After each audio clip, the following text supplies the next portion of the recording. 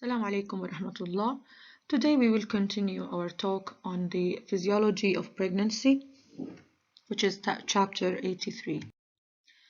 The main objectives of this lecture is to recognize the placenta as an endocrine organ and describe the hormones that are secreted by the placenta and their effects and functions, as well as to explain the mother's physiological response to pregnancy. The placenta is not only an organ that provides essential substances for the embryo, such as oxygen, glucose, and eliminate waste products and CO2, but also is an endocrine organ that secretes important hormones for pregnancy and development of the fetus, such as the human chorionic gonadotropin hormone, estrogen, progesterone, and human chorionic somatomamotropin hormone. We will discuss in details each of those hormones and their effects on pregnancy, on the mother and on the fetus. Normally, menstruation starts 2 weeks after ovulation if fertilization did not occur. But if fertilization took place, then menstrual sloughing will be prevented by the secretion of human chorionic gonadotropin hormone by the newly developing embryonic tissue. The HCG is first measured in the blood 8 to 9 days after ovulation, and that's when the woman can check pregnancy by pregnancy test. And that's when the blastocyst implants. Then HCG reaches a maximum level at about 10 weeks of pregnancy and then decrease to a low level by the 16th to the 20th weeks and remains like that till the end of the pregnancy. HCG is secreted by the placenta and particularly the syncytial trophoblast cells. The most important function of the HCG is to maintain corpus luteum and prevent its involution so that it will continue secreting estrogen and progesterone in the beginning of pregnancy until the 13th to 17th week of gestation. Of course, then placenta will continue secreting estrogen and progesterone that are necessary for pregnancy.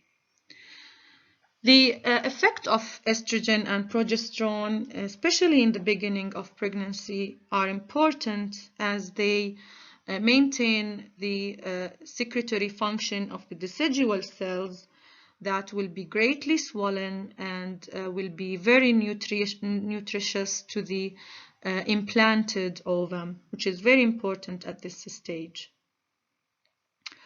The second function is important for the male fetus. So it has an LH-like stimulating effect on the Leydig cells in the testes, the interstitial cells in the testes of the male. So it will stimulate the Leydig cells to secrete testosterone, which we know it's very important for the growth of male sex organs instead of female sex organs during embryogenesis. And we know that after birth, the testosterone will also be secreted, but by the testes of the male, which will help the testes to descend. Finally, corpus luteum will involute slowly after the 13th to the 17th week of gestation. So the placenta will take over secreting estrogen and progesterone.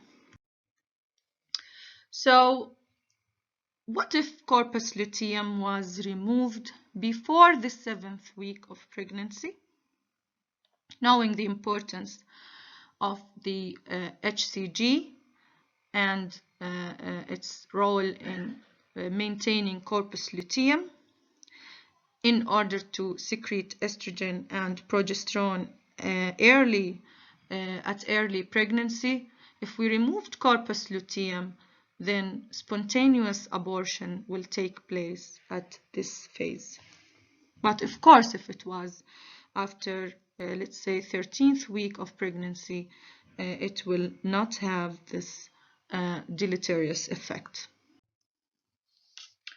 Now, let's look at the levels of different pregnancy hormones, and let's focus on the HCG at this point. As you can see here, after ovulation, and in the x-axis we have the duration of pregnancy after last menstruation. On the y-axis we have the human chorionic gonadotropin level, and that's on the left, and on the right we'll have the progesterone and estrogen levels.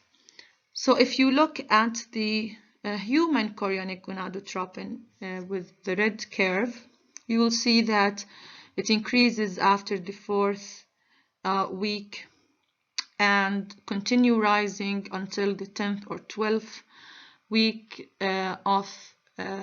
after fertilization, and then will decline until the 20th week of pregnancy, then will remain in the low level until the remainder of pregnancy. However, you will see that estrogen and progesterone levels will start low and then will rise right after the human chorionic gonadotropin release its low level. And we will now talk about the estrogen and progesterone. So placenta also secretes estrogen by the syncytial trophoblast cells of the placenta, and actually toward the end of pregnancy it reaches maximum, which is about 30x the normal level in a female. This estrogen is derived from the weak androgen DHEA, so it's not completely synthesized de novo from cholesterol due to the lack of the required enzymes in the placenta. So it only produces estrogen from DHEA that is released from either maternal or fetal adrenal cortices. The main functions of estrogen in the mother is the growth, development, enlargement of female sex organs, the uterus, the breast, and the development of the ductal system and the external genitalia, as well as helps to relax the pelvic ligaments as preparation for labor, such as the sacroiliac joint and symphysis pubis. It makes them more elastic and more flexible. And activation of the uterus and development of the gap junctions. One of the most important hormones secreted by the placenta is progesterone, which is very essential to a successful pregnancy. It is secreted in moderate amounts by the corpus luteum in the beginning of a pregnancy, and later it's secreted in large quantities by the placenta that can reach 10 times the normal progesterone in females, and also secreted by the syncytial trophoblasts of the placenta from cholesterol. So progesterone is secreted directly from cholesterol in the placenta, and the effects of progesterone in pregnancy is first, it induces the development of the decidual cells of the endometrium that provide nutrition of the early embryo after implantation. Second, progesterone, as we discussed earlier, it decreases the contractility of the pregnant uterus, and this helps preventing the spontaneous abortion of the embryo. Third, progesterone contributes to the development of the embryo and the conceptus before implantation by secretions in the fallopian tubes and the uterus that provide nutrition for the developing morula and blastocysts, which just before implantation. So this morula or blastocyst will be provided with important nutrients by these secretions. It is believed that progesterone affects cell cleavage and proliferation in the early development of the embryo. Also, estrogen and progesterone work together in order to prepare the mother's breast for lactation after delivery of the baby. Now let's talk about the human chorionic somatomamotropin hormone, or previously called human placental lactogen. This hormone is actually a protein hormone. It's secreted by the placenta around the 5th week of gestation. The quantities of this hormone are extremely large and greater than all of the other pregnancy hormones combined. The functions of this hormone are not very well known. They have been suggested to be or to have an important role in breast development and lactation, and that was in animal experiments. They did not prove that function in human, though it could not induce milk in human, and that's why it was called first as human placental lactogen. It has been shown that it has weak growth hormones action, which is about 100 less in potency as a growth hormone. It inhibits insulin sensitivity and thus decreases the glucose utilization by the mother, and that actually may help utilizing or increasing utilization of glucose by the fetus instead. So it is believed that this hormone has more or mainly metabolic actions to provide the fetus with important and necessary resources of energy. Also, it promotes the release of fatty acids from the female, which also can be used as an alternative source of energy for the fetus.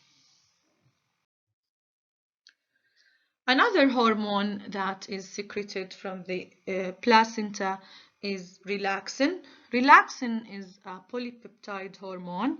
It's secreted by both corpus luteum and the placenta. At the same time, estrogen and progesterone are secreted by corpus luteum and placenta. The functions of relaxin in the mother are also not very well proven or understood. They may help relaxation of the symphysis pubis, and this might be a weak effect. It can have a role in softening the cervix just before or at delivery. It has been shown that relaxin has a vasodilator effect, which may have a role in increasing blood flow, venous return, and cardiac output in the pregnant woman. Of the many changes, physiological changes that occur in the pregnant woman, endocrine system changes will also take place, either due to maternal metabolic load or due to the response to placental hormones. For example, the anterior pituitary gland will enlarge by 50% of size. There will be increase in the release of ACTH, the corticotropin hormones, the thyrotropin or thyroid stimulating hormone, as well as in prolactin hormones. However, follicle stimulating hormone and luteinizing hormone are going to be totally suppressed, of course, because of the high levels of estrogen and progesterone that will negatively will have a negative feedback on the anterior pituitary gland in secreting FSH and LH. Regarding the adrenal gland, the adrenal gland will increase the secretion of glucocorticoids, which are going to increase the mobilization of amino acids from maternal circulation into fetal circulation, which are required for the growth of the fetus. Also, there will be an increase in aldosterone secretion about 2 times, and aldosterone will retain fluid in the pregnant woman because of the increased sodium chloride reabsorption and as a result water retention in the pregnant woman, which may actually induce hypertension, or the condition that is called pregnancy-induced hypertension in the pregnant woman. Also, thyroid gland will enlarge by about 50% and increase thyroxine hormone production, which will increase the metabolic rate of the pregnant woman. And also, there are some thyrotropic effects of human chorionic gonadotropin hormone and the TSH, the thyroid stimulating hormone, as well as there is a hormone called placenta human chorionic thyrotropin hormone that will increase the stimulation of the thyroid gland.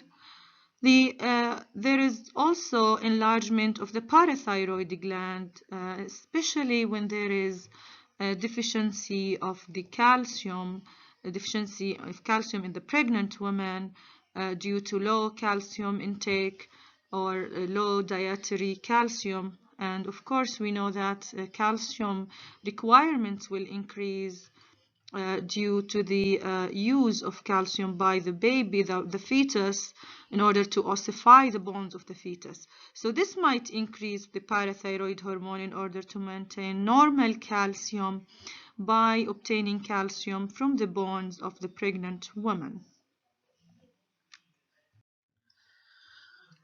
Also, there are some changes that can take place in different organs of the pregnant woman. For example, there will be an increase in the size of the uterus. It will increase in weight about 50 to 1 kilogram in weight. Also, there will be increase in the size of the breast, of the vagina, and also there might be more development of edema and acne on the skin of the pregnant woman, and also some masculine or acromegalic features due to the overall growth that take place during pregnancy. And there will be a weight gain of about 10 to 12 kilogram, especially in the last trimesters. Of this weight, only 4 kilograms are going to be the weight of the fetus at maximal, and the rest of this weight is going to be due to the weight of fluids, of the amniotic fluids, of the membranes, of the placenta, and of course, of increased fat deposition in the pregnant woman and increased retention of fluid in the pregnant woman. There will be also an increase in the appetite It's either due to the increased rate of metabolism or due to the continuous removal of nutrients by the fetus, the highly developing fetus, because of the requirement of the fetus for growth and development, as well as due to hormonal effects that may increase the appetite of the pregnant woman. Metabolism in the pregnant woman is also affected. The basal metabolic rate is increased about 15% due to the actions of thyroxine, of ACTH, and the 6 hormones. Also, there will be an increase in the daily requirements for iron, for the RBC production of the fetus, for phosphates, for calcium, especially for the developing bones, and vitamin D for, of course, the absorption of calcium from the gastrointestinal tract. Also, the function of the kidney during pregnancy will be affected. The renal tubules reabsorption will increase for sodium and chloride as well as water. The increase is going to be by 50%. The cortical and placenta steroid hormones will induce the increased reabsorption rate, as well as the increase in renal blood flow and glomerular filtration rate will also have an effect in increasing reabsorption as a tubuloglomerular feedback effect. And the renal blood flow will also increase, increasing GFR up to 50%. The actions or the increase in renal blood flow might be due to either nitric oxide release, increased nitric oxide release that increases the renal blood flow, or due to the hormone relaxin, the ovarian hormone that we talked about earlier, that is believed to have an effect in increasing blood flow to many organs, such as in the kidneys in pregnant women. The normal pregnant woman will, as a result, accumulate extra water and salt, which is about 2.5 kilogram. And after delivery, this excess amount of salts and water will be excreted in the few days after delivery. Of the most important changes in the pregnant woman physiology are the changes that take place in the circulatory system. There will be increase in blood flow through the placenta, and that will lead to a blood flow of about 625 mils per minute blood flow to the placenta. This increase also will be accompanied by an increase in the maternal blood volume, about 30% increase due to the aldosterone and estrogen action, which help to increase the extracellular fluid volume, the fluid retention, as well as the actual activity of the bone marrow will be enhanced, producing more RBCs that go. This increased production goes with the increase in the fluid volume of the extracellular compartment. And this will lead to an extra 1 to 2 liters of blood in the pregnant woman by the end of the pregnancy, and that's actually is a safety factor because she's not gonna lose that much during delivery. The loss of blood is normally less than a liter. It's about half a liter of blood during delivery, so that's give some safety factor to the delivering woman. Blood flow and cardiac output also increases during pregnancy, about 30 to 40% by the 27th week of pregnancy. And that's because of the increased metabolism and demands, as well as the increased blood flow in the pregnant woman. By the end or in the last 8 weeks of pregnancy, there will be a decline in the cardiac output. And that actually results from less blood flow in some of the other tissues that might be reduced in the last 8 weeks of pregnancy. And that's the explanation of the reduction of cardiac output just in the last weeks of pregnancy before delivery. Also of the changes that take place in the pregnant woman are changes in the respiratory system. There will be increase in oxygen consumption, about 20% increase, because of the increase in the basal metabolic rate, and that will cause an increase in oxygen consumption. Of course, due to the hormones that increase basal metabolic rate and the high demands that the baby or the growing baby and the hormones that are secreted by the placenta will induce. Also, the increase in the body size of the pregnant women also will induce more oxygen consumption. There will be increase in the respiratory rate due to, first, the influence of progesterone in increasing the sensitivity of the respiratory center to CO2 level. So progesterone will increase the sensitivity of respiratory center to CO2, leading to increase in the respiratory rate to decrease CO2 levels. The other reason is that the growing uterus presses upward against the abdomen, and the abdomen also will press against the diaphragm. So there will be a total excursion of the diaphragm that will be decreased, and that's why respiratory rate is increased to make up or to maintain an extra ventilation to make up for the decrease in the total excursion of the diaphragm.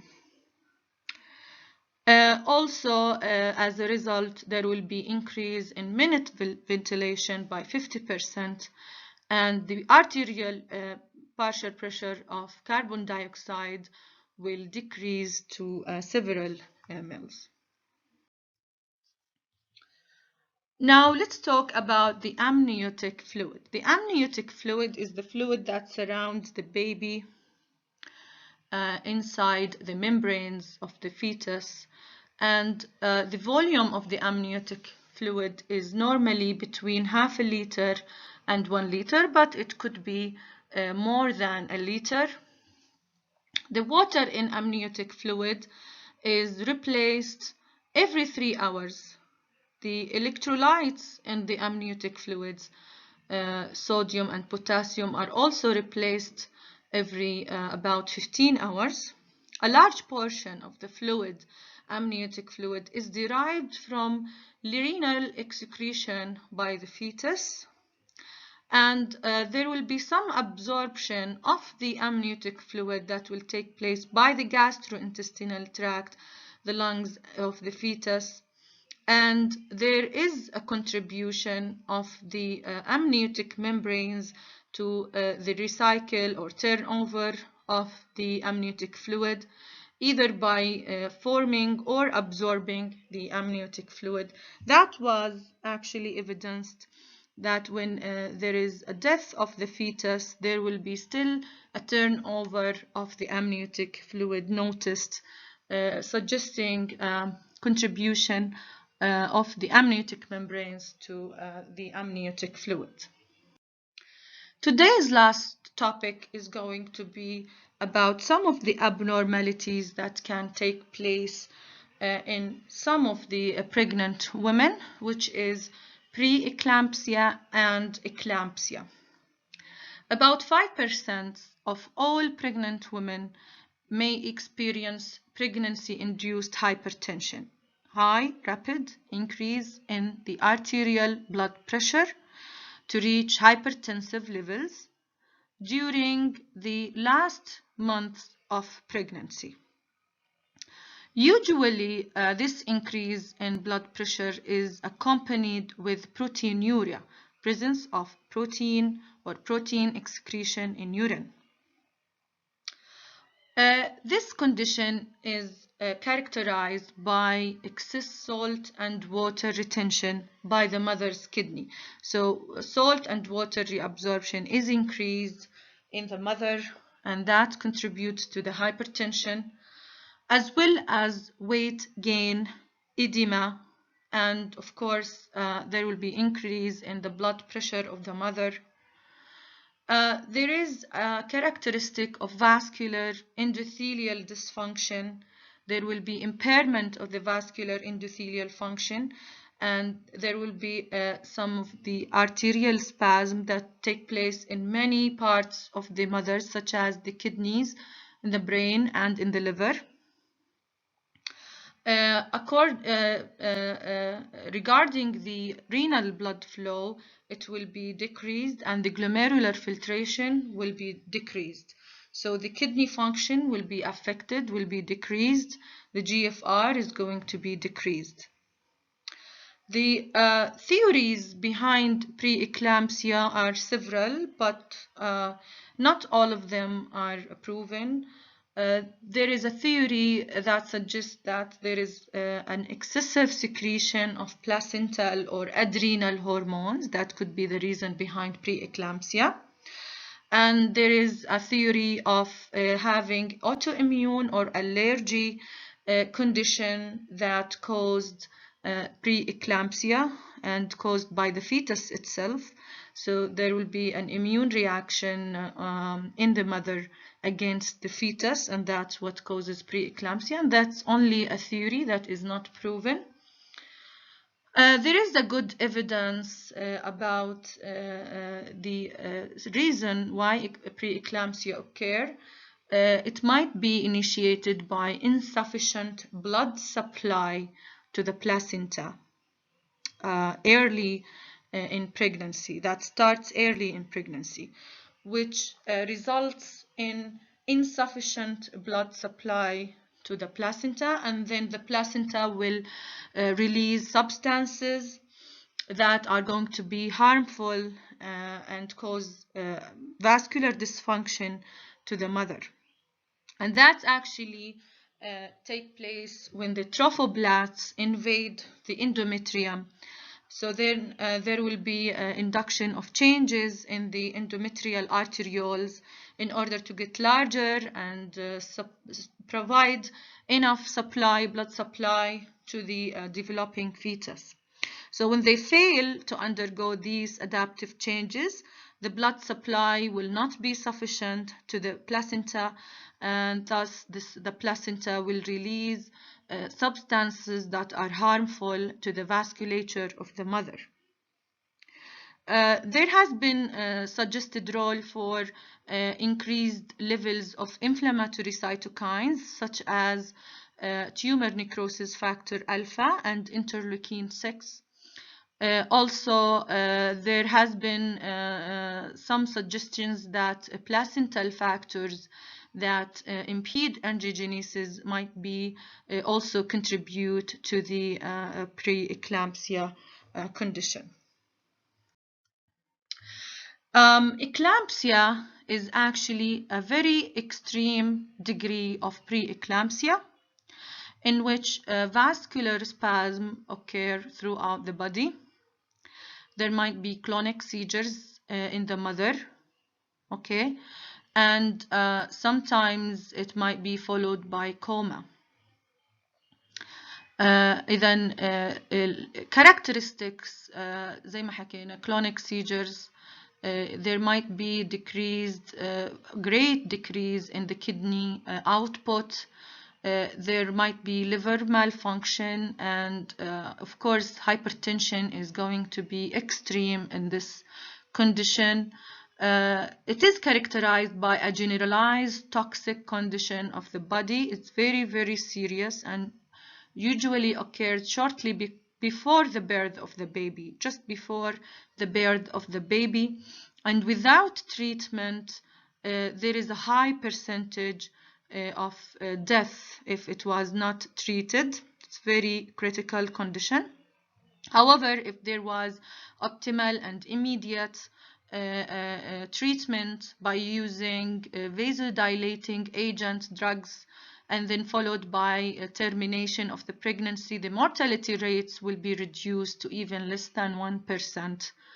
And by this, we will finish today's lecture. We will continue talking about delivery in the next lecture, and then we will start talking about the physiology of the fetus in the next or the rest of the lectures for this week.